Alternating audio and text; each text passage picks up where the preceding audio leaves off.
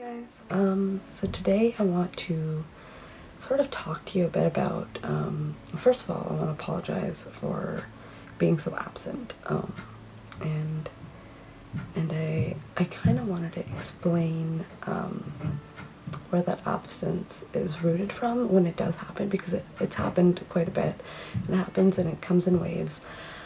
And it's usually when I'm trying to resolve something within myself, and I make this a thing for keeping this blog as something that's beneficial, and I don't want to explain something before I've understood it myself.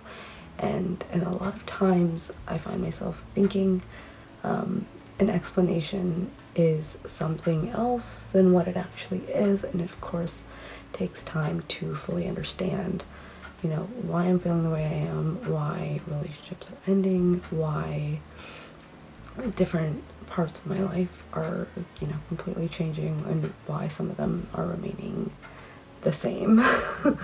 And I want to explain it in a concept that I've kind of explained, you know, the feeling of being crooked, and I've done that in a blog post that I'll link below if you're just watching this on YouTube, or if you're reading this on my blog, I'll put the link of that, and I talked a lot about that feeling, and now I want to discuss this feeling of being in between, because that's kind of where I'm at right now in my life.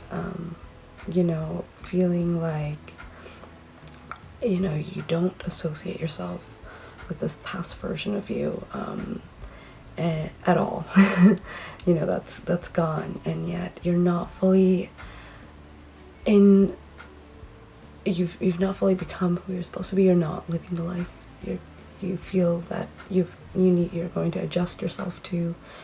You're just kind of in between, you know, these two things, and you just feel like it's crammed up, and this is literally it. You just feel so crammed within yourself, and it's been kind of this struggle lately, just because I'm beginning to understand the root of a lot of these changes, and it's something that's a very touchy, sensitive subject for a lot of people, just because it is normalized to a great extent, and so the problems within it are often glazed over, you know, as anomalies, and you can't, and this isn't a problem for everyone, of course, I'm not saying that, but it's very hard to see people who do struggle with it. And the problem was, for me, is I get addicted to things so easily. I have so much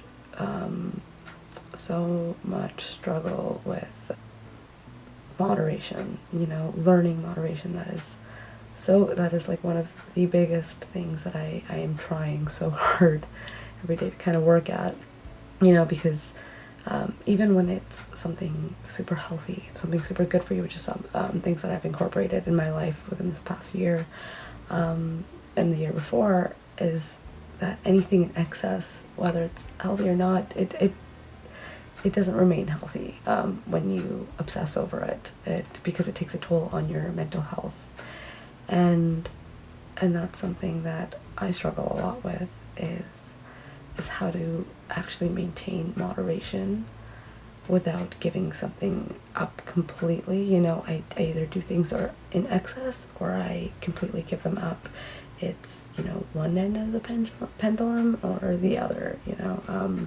It's never in the middle, and that's been, you know, that's something I really practice every day, and it's something you really have to work on. Well, something I really have to work on, but for many years, probably since I was 14 I would say, this problem I had with alcohol. There was this whole other part of me that would just kind of come out, this part that I didn't even know existed. I didn't even know I was capable of doing, you know, some of the things I did, and harming some of these great people in my life that I did. And and at the same time, forming friendships, you know, out of, you know, having this one thing in common, that you guys just like to go out and drink, that you guys just like to do these things together, and you don't know anything else really about each other.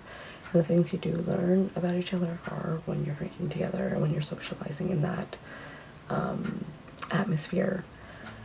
It just got so overwhelming, it got so unhealthy, and I had a wake-up call when I drank so much. I was going through this great, really deep depression.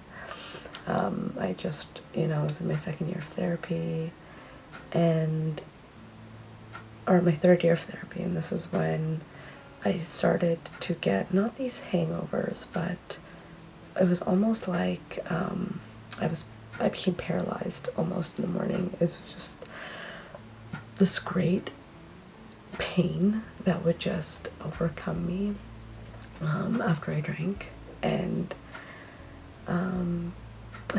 I couldn't move, I couldn't function, I couldn't breathe. It wasn't anxiety.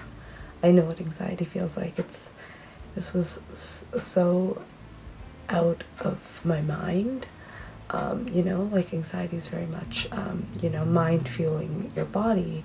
It felt like a complete body breakdown that I would have those days after drinking.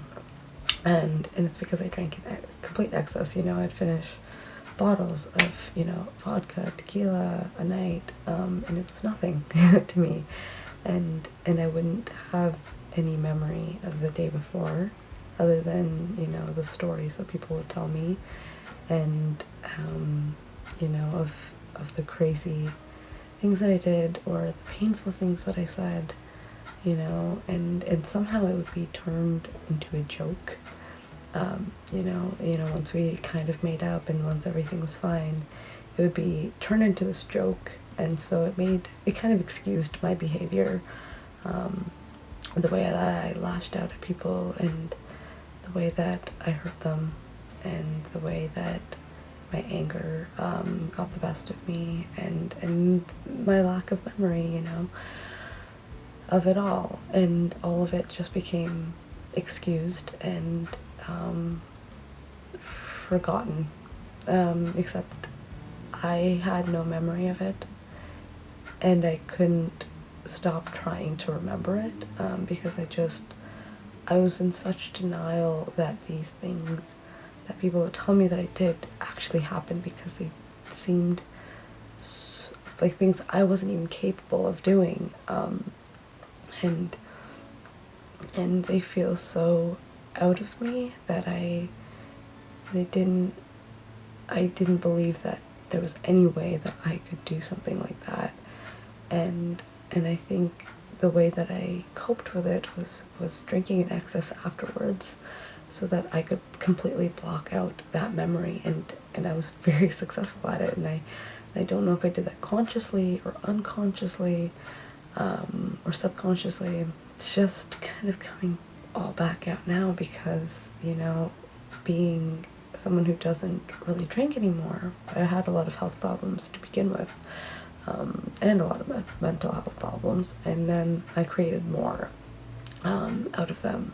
You think that these things, they're temporary fixes for your for whatever's going on inside that you don't want to understand, and so not really drinking, you know, of course I drink, you know, maybe once every couple of months, and I tried my best to do it in moderation, and I've been pretty successful at it, and I'm pretty proud of myself for doing that, because I don't think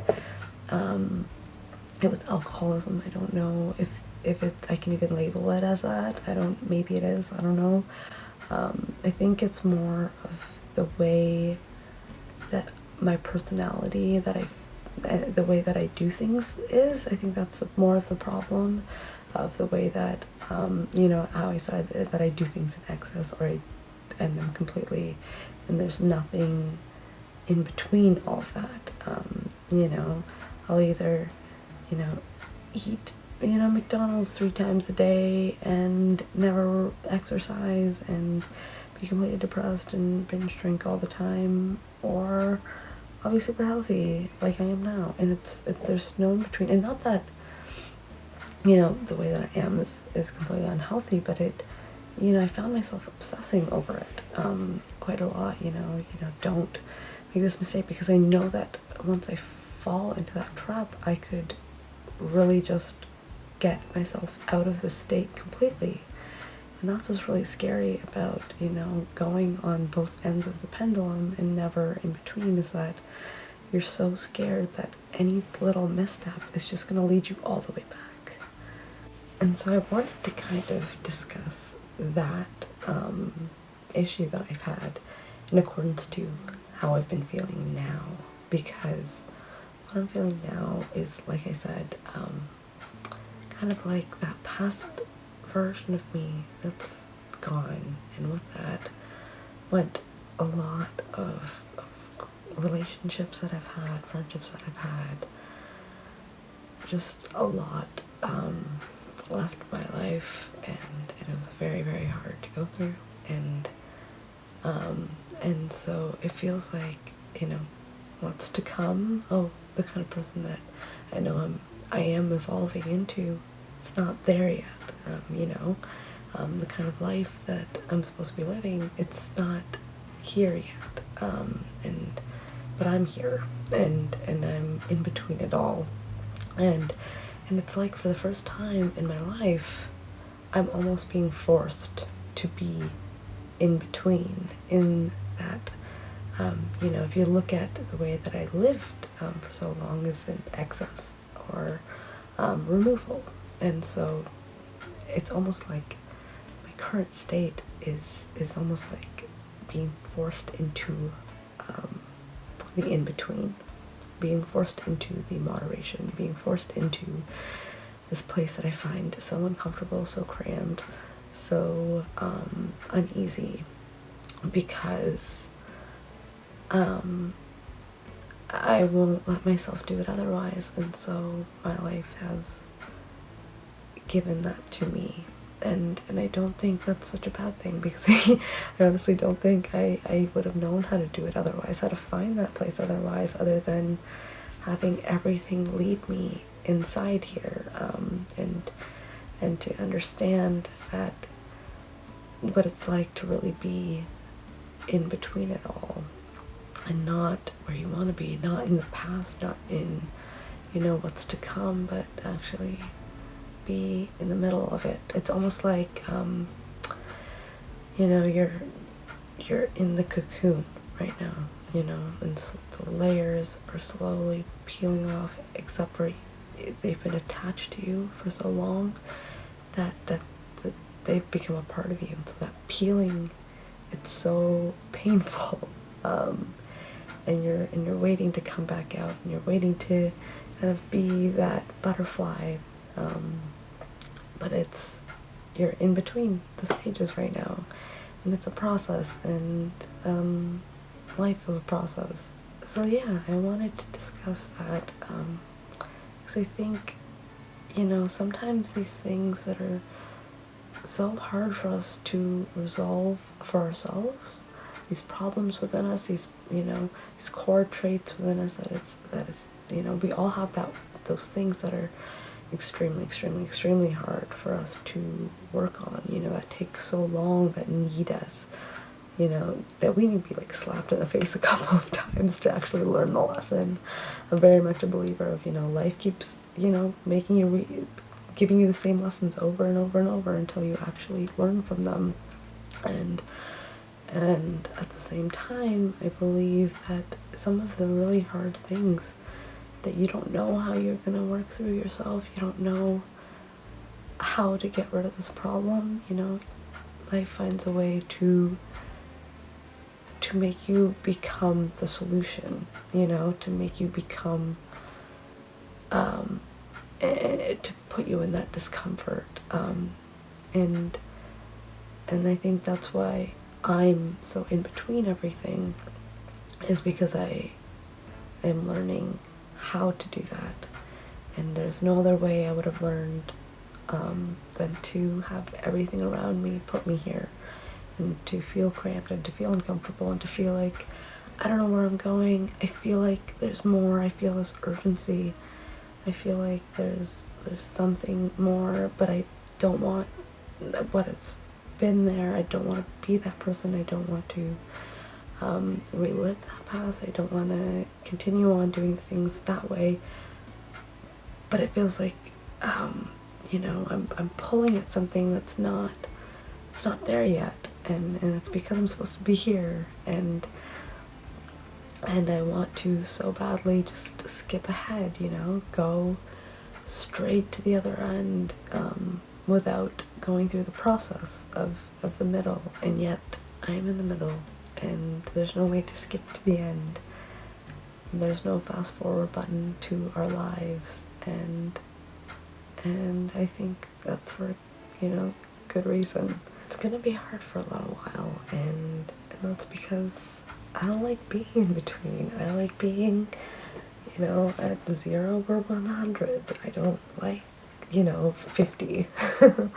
It's not comfortable for me, and that's okay, because discomfort is just something you're not used to, and it's a challenge, and challenges are what grow us, and I know that this is definitely going to help me, you know, learn how to be in between, and in that way, you know, I can understand moderation a little bit better, you know, by understanding what it's like to actually live in the middle, and, you know, be here and not in the present, or in the future, in the past. I think what's really been helping me is yoga, actually. And I've been practicing for 5 years now, I want to say. Yeah, 5 years, and it's been coming in and out of my life in waves, and now that I do my practice at home, it's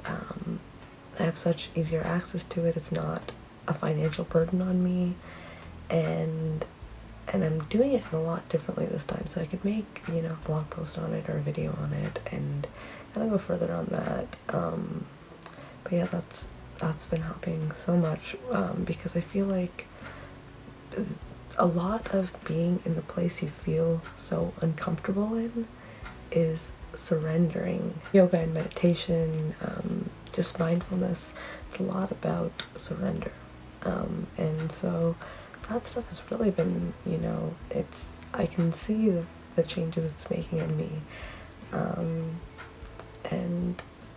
And it puts me in, you know, feeling good about myself. You don't have to be in a good place to feel good about yourself. Actually living like this, it's very, like, mind-blowing. Because, you know, I used to be in, you know, poor place, and I also didn't feel good about myself, and I didn't know what it felt like to feel good about yourself, or to feel comfortable within yourself, to kind of, you know, look in the mirror and actually feel like you see yourself for the first time, like it's you, like this is me, you know? I only really felt that when I was alone writing and, you know, or blogging to you guys, and that's the only times I really felt like, yeah, that's this, there she is, you know, that's her. It feels like that, you know, like kind of every day now. You know, I feel more and more like this is me. I wouldn't want to be anything else, you know. I don't love the place that I'm in right now, but it's where I need to be, and that's something I'm really practicing and learning, and I hope that, you know, something in this helps you guys maybe in a place that you're in. That's, you know, it doesn't have to be for the reasons that my life has gotten me here. It doesn't have to be the exact same place that I'm in, but when you find yourself in an uncomfortable place, think about why you need to be there right now, you know, what you need to learn from this, that you need to be here for, you know, and that's something I still ask myself every day, and it's something, you know, you don't just get the answer to, but you learn a little more, you look at the clues, you look a little more, and you see a little more every day, and it's not that you'll no, but you'll just, you'll have an understanding of what this place is, and you don't have to understand that now, because being in the midst of something, there's not a lot of clarity in it.